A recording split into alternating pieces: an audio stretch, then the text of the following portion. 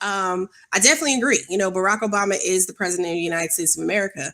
But I think when we limit this as a Black people only issue, as if somehow he's not expected to lead, right? I for a long time was one of those people who said, well, we're holding him to a different standard. He's an American president. What do you expect him to do?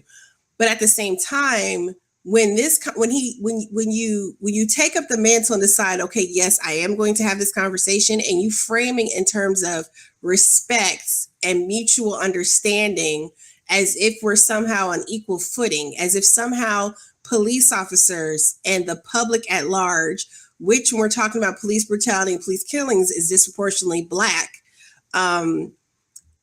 it creates a very false narrative, and it sterilizes a conversation that absolutely is long past due. But we need more than just have like honest conversations, because the conversation, from what I surmised tonight, comes up if it's tainting his successor, his handpicked successor.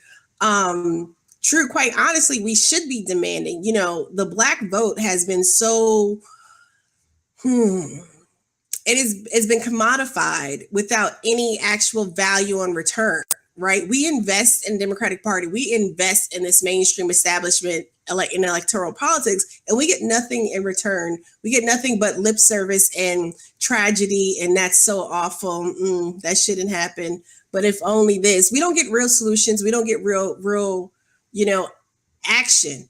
What we do get is a whole lot of lip service. We get a whole lot of shaming, and you need to be more understanding. To hear the president say that victims of police violence need to be more understanding of police without any condemnation for the practices and the procedures that exist. He's a constitutional law scholar, okay?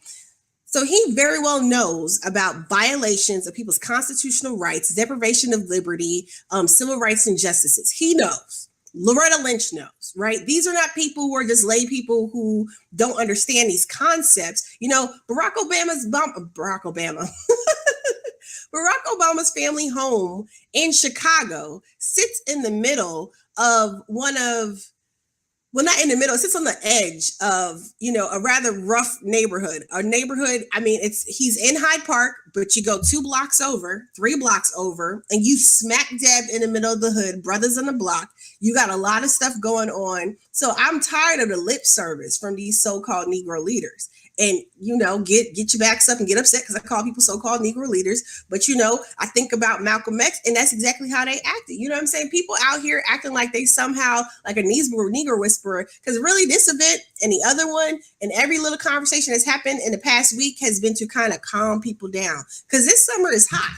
Here in Atlanta, and we've seen occurrences all over the place. The ACLU just filed suit against the Baton Rouge Police Department over the recent arrests and activity, in the protests that happened in Baton Rouge. Here in Atlanta, we've had protests, we've had marches. We had people in the last few nights who laid siege, pretty much, who sat outside and protested in front of the governor's mansion, demanding a meeting with the governor and the mayor to address some issues. And I wasn't going to get right to this though, but it flows into this conversation. Here in Atlanta, this cop has now been fired, and when you hear the Atlanta Police Department, the Georgia Bureau of Investigation, they all admit that the cop was absolutely wrong. What he told investigators was contradicted, completely proven wrong by the dash cam, the footage. But last month, a young Black man was murdered here in Atlanta. Now, mind you, I can't remember if it's Campaign Zero or which group it is, but there was a study that was done. I talked about the unarmed killings in major U.S. cities, and there were like 10 cities or a certain number of cities where all the unarmed killings were of Black people.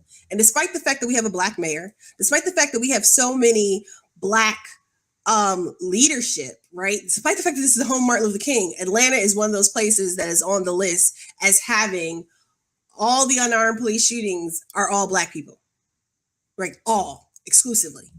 And this young man,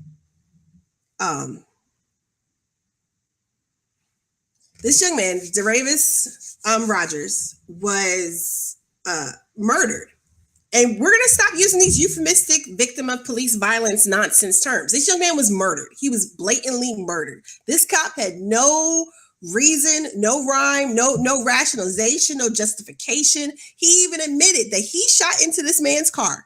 He's 22 years old. He shot and killed this young man, and he didn't even know who was in the car. He had no clue. He just shot into a car and killed this young man because... So, save me all that. We need to understand where the police coming from. No, the police need to handle their damn business and do some internal investigating, hold people accountable, take disciplinary action. I mean, but it's also on us. The onus is also on us. It is great that people can get out there and demand the right to have it shut down, the protesting. This is great, but that is a tool. That is one tool that is in our box.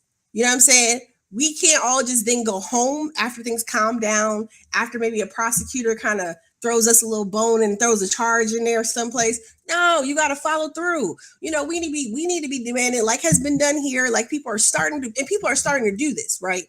Because part of the thing we're talking about, well, and it bothers me. No diss to old folks. My parents, old folks, but like people who say things like, well, back in the day when King or, we've seen this before. Yeah, we did see this before. But you know why we're dealing with it again now? Because y'all didn't follow through and make sure that we didn't have to deal with it right now, 50 years later. We didn't have consistency and follow through over the years. Now, yes, we had leadership decimated, but we need people following through. We need people who step up, stand up, and take action in their communities on a consistent basis. It don't matter about presidential election cycles. It don't matter about, we shouldn't wait till somebody gets shot and murdered before we're ready to take it to City Hall and make them hold accountable to the people that they're supposed to be representing. You know what I'm saying? Like, we got to be consistent. We got to be active, engaged, and involved, and we have to demand better. So while we got all this, any blue and unite blue, and we need to, because Trump is bad, Trump is evil. Trump is a system of what has been wrong in America since its inception. We live in a country that was built and grounded on racialized oppression, systemic degradation, and capitalistic exploitation.